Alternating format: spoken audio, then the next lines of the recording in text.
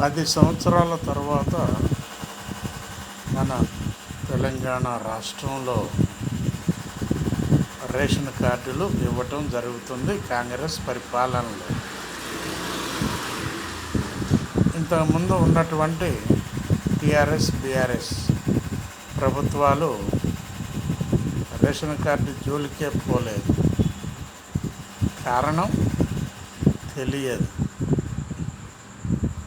మరి తెలుసుకోండి ఒకసారి ఎందుకు ఇవ్వలేదు. గవర్నమెంట్ ఉద్యోగాలు ఇవ్వలేదు, రేషన్ కార్డులు కొత్తగా ఇవ్వలేదు. మరి కాంగ్రెస్ పరిపాలనలో ఉద్యోగాలు ఇవ్వటం మొదలుపెట్టారు.